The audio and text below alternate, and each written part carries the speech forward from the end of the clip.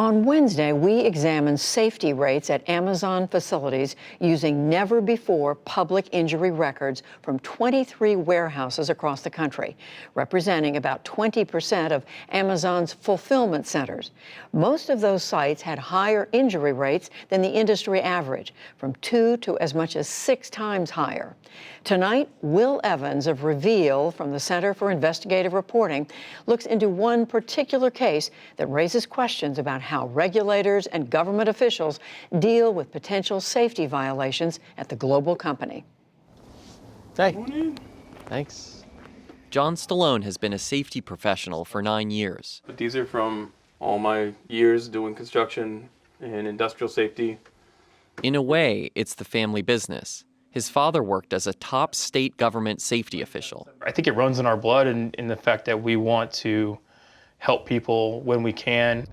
2 years ago, he was working for the Indiana State Branch of the Occupational Safety and Health Administration, or OSHA, when he was called to investigate an accident at an Amazon warehouse outside of Indianapolis. There's an emergency in the maintenance area. Sorry, Amazon. Is he conscious and breathing?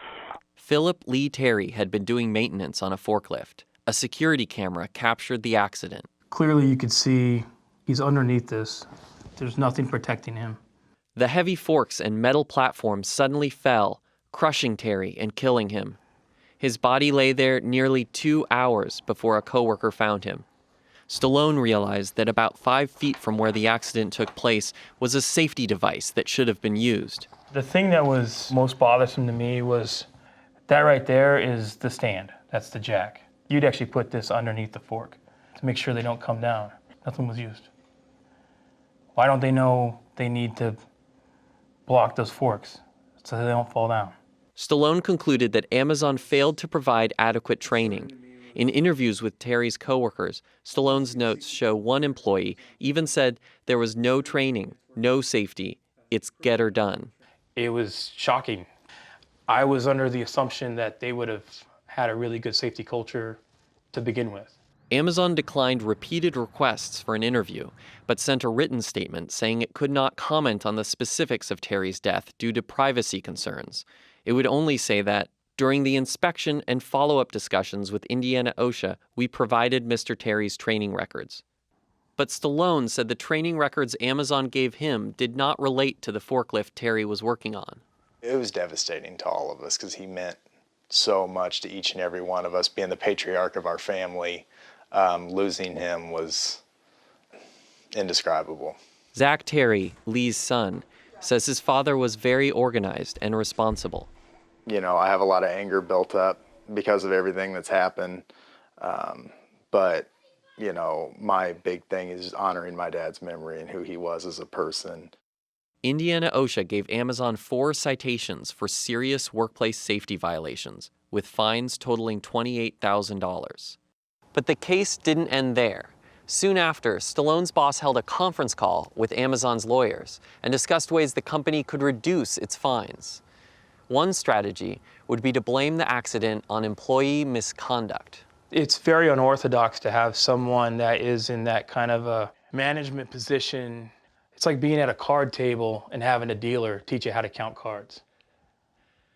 Right after the call, Stallone's boss, Indiana OSHA Director Julie Alexander, told him they might change his citations. Stallone secretly taped the conversation, which is legal in Indiana. I hope you don't take it personally if we have to manipulate your citations any. I think they should all, I think they're all pretty, I think all 4 of them are pretty strong on their own, but I get paid by the hour. You do what you got to do. Stallone was especially upset that she speculated on the worker's responsibility for his own death. I'm guessing the guy was probably on drugs or something. To be clear, the toxicology report shows that Philip Lee Terry had nothing in his system other than nicotine and caffeine. OSHA Director Alexander ignored repeated requests for an interview. A former Amazon safety manager, who asked not to be identified, says that Terry's death should have been a wake-up call.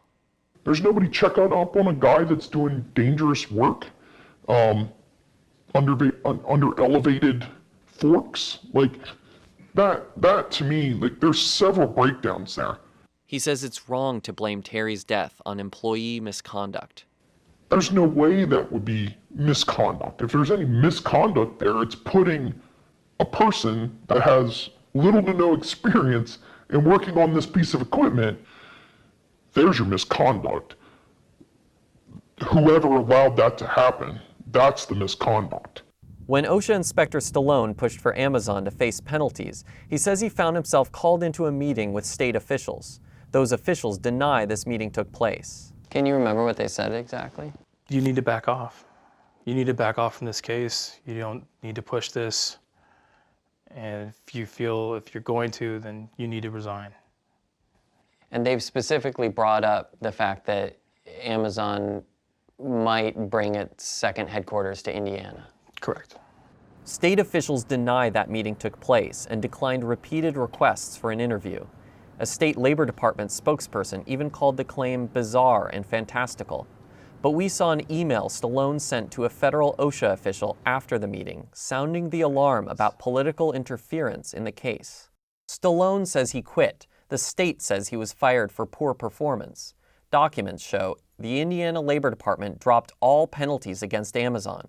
The department said Amazon provided proof that Terry was properly trained and the accident was the result of employee misconduct. The former Amazon safety manager feels that even from the company's standpoint, this was the wrong outcome.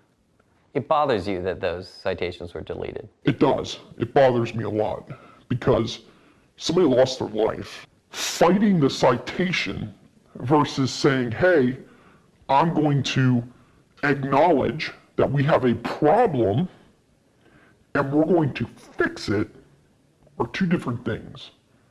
It sounds to me like we took an easy path instead of taking the difficult path. 3 weeks after the citations were dropped, the governor appeared in an Amazon roundtable event. But the governor said he's still working with the major online retailer, trying to land the second headquarters by answering any questions the company might still have. Obviously, our tax and regulatory climates are very not just attractive, but enticing, and we want to grow together.